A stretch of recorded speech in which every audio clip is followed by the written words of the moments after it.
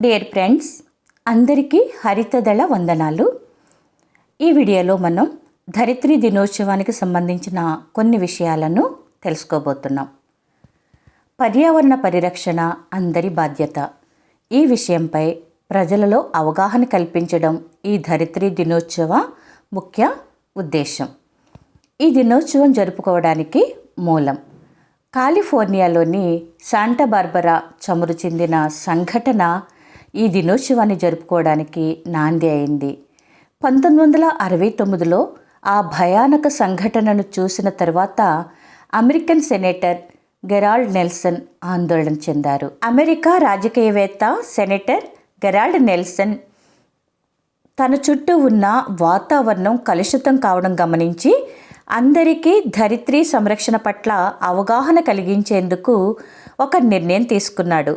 తన నిర్ణయాన్ని అప్పటి ప్రెసిడెంట్ కెనడీకి తెలియజేయగా కెనడీ ధరిత్రి పట్ల అవగాహన కలిగించేందుకు దేశమంతటా పర్యటించడానికి నిర్ణయించుకున్నాడు. కానీ సఫలీకృతుడు కాలేకపోయాడు. ఈ సమస్యను అప్పటి సమాజం అంతగా పట్టించుకోలేదు.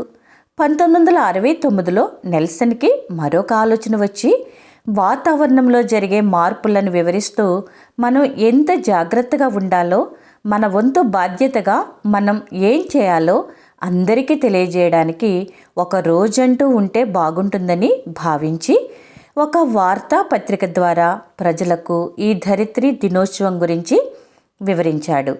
దాని ఫలితంగానే 1970 ఏప్రిల్ 22న ధరిత్రి దినోత్సవం జరిగింది.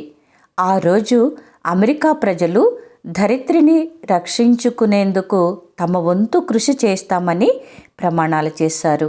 ఇలా అమెరికాలో ప్రారంభమైన ఈ ఉత్సవం తర్వాత ప్రపంచమంతా వ్యాప్తి చెందింది. 1970 ఏప్రిల్ 22న నీటి కాలుష్యం, చమురు చిందడం, అడవి మంటలు, వాయు కాలుష్యం మొదలగు పర్యావరణ సంక్షోభానికి వ్యతిరేకంగా పెద్ద ఎత్తున ఉద్యమం జరిగింది.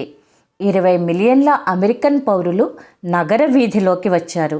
ఈ భారీ నిరసన సంచలనం సృష్టించింది. దావానలంలా వ్యాపించి వందలాది నగరాలు ఉద్యమ బాట పట్టాయి.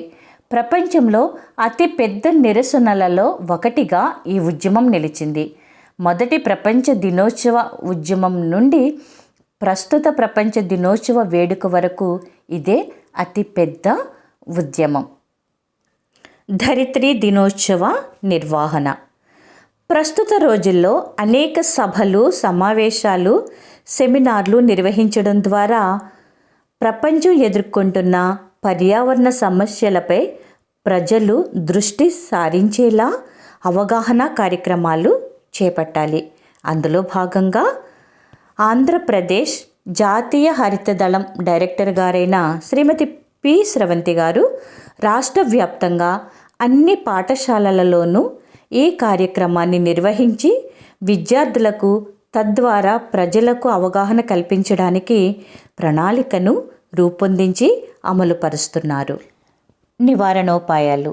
చెట్లను నాటడం. మనం నీటి సీసాను, కిరాణా కొరకు సంచిని వెంట తీసుకుని వెళ్ళడం, స్థానికంగా పెరిగే కూరగాయలను కొనడం, ప్రింటింగ్ను తగ్గించడం, పాత చీరలను చేతి సంచులుగా కుట్టుకొని ప్లాస్టిక్ కవర్ల స్థానంలో వాటిని వినియోగించడం, మోటారు వాహనాలను సాధ్యమైనంత వరకు తగ్గించి వాటి స్థానంలో సైకిల్ను వాడడం, ప్లాస్టిక్ వాడకాన్ని పూర్తిగా బహిష్కరించడం. ఇలాంటి చిన్ని మార్పులను మన దైనందిన జీవితంలో చేసుకున్నట్లయితే కొంతవరకు ధరిత్రిని, వాతావరణాన్ని కాపాడిన వారం అవుతాము. ఈ హరిత దళంలో మనమందరము సైనికులుగా ప్రవర్తిస్తూ అనేక మందికి ఆదర్శంగా నిలుస్తూ, ముఖ్యంగా భావి భారత పౌరులను బాధ్యత కలిగిన పౌరులుగా తీర్చిదిద్దడానికి ప్రయత్నం చేద్దాం. కలిసి నడుద్దాం.